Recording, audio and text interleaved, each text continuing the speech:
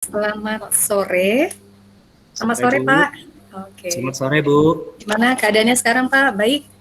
Baik, Oh, sehat. baik. Puji Ya, Tuhan Bu. puji Tuhan. Oke, hari ini kita mau apa ya, Pak? Kita mau angkat permasalahan nih. Permasalahan yang dihadapi, pernahkah nggak ada pertanyaan begini, Pak? Apakah siswa itu perlu memakai seragam sekolah? Nah, saya mau tanyakan, ini sesuai dengan kondisi yang ada di tempat Bapak. Apa perlu, Pak? Kalau menurut Bapak seperti apa? Baik, terima kasih Bu. Ya, kemarin waktu kami bincang-bincang di kantor oleh teman-teman juga ada yang mengajukan opsi apakah Mm-mm. perlu menggunakan seragam sekolah. Tapi kami menjawab ini perlu. Karena kami tanya kenapa alasannya? Karena katanya kita lingkungan ini lingkungan industri. Jadi kalau tidak berseragam, mana pegawai industri, mana yang suka lalu lalang ke sana kemari, mana siswa kita sulit membedakan. Jadi begitu Bu, tetap menggunakan seragam sekolah sampai hari ini. Oke, saya sambil share ini ya, Pak ya, namanya biar bisa ditulis langsung, Pak ya. Iya Bu, iya Bu. Oke, biar kita semua bisa melihat.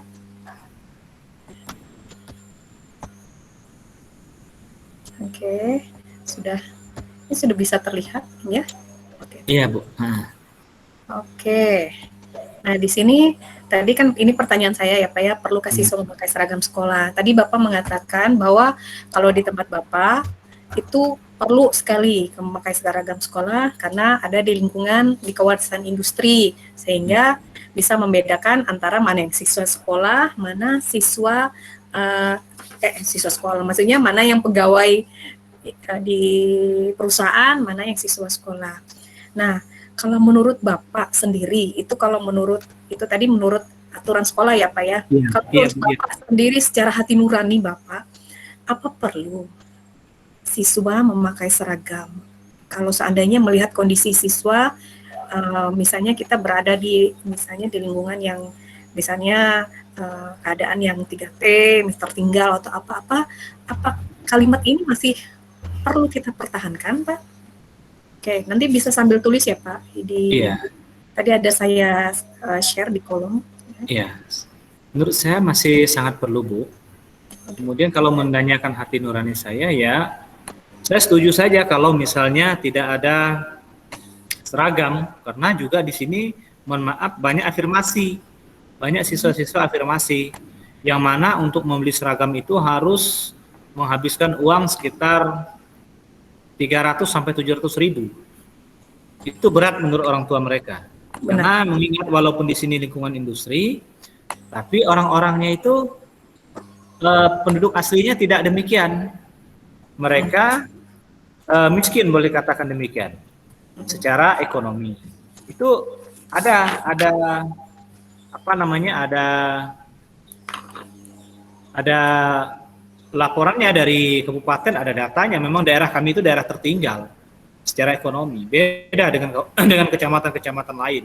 Maka memang perlu sekali untuk menyesuaikan sebenarnya. Saya setuju kalau tidak ada eh, apa namanya seragam. Cuma Bu, kira-kira regulasinya, langkah-langkahnya gimana ya Bu kalau itu? Oke, oke. Um, ini ya, apa namanya, kalau langkah-langkah, kita apakah nanti perlu ya Bapak berkoordinasi, kalau memang itu akan ada dinas pendidikan, ya, sebagai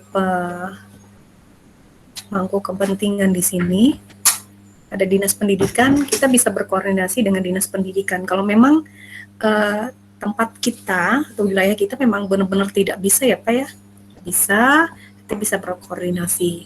Kita juga tidak bisa memaksakan siswa harus berseragam kalau memang selama dia masih mau bersekolah seperti apa yang disampaikan oleh Ki Hajar Dewantara ya dalam filosofi pendidikan. Kalau masih siswa mau bersekolah, kenapa kita halangi seperti itu ya Pak ya? Ya. Kalau pendapat Bapak sendiri bagaimana? Ada nggak apa namanya, atau misalnya ada apakah ada dukungan misalnya karena Bapak kan berada di dekat industri ya. Kalau biasanya kalau dekat industri itu pasti maju ya Pak ya. Ya sih wilayahnya maju Pak. Tidak mungkin siswanya tidak berseragam misalnya. Iya. Atau masih ada siswa di sekolah Bapak yang tidak bisa membeli seragam misalnya? Sehingga dia tidak berseragam Sampai ke sekolah? maaf, sampai hari ini masih ada, Bu. Ada yang tidak menggunakan seragam Oh selayaknya, gitu. misalnya Oh gitu. celananya itu sudah sobek-sobek, baju ada. Oh Jadi gitu. ketika kami tanyakan latar belakang, memang kami datangi ke keluarga-keluarganya memang tidak mampu. Jadi kami bantu juga.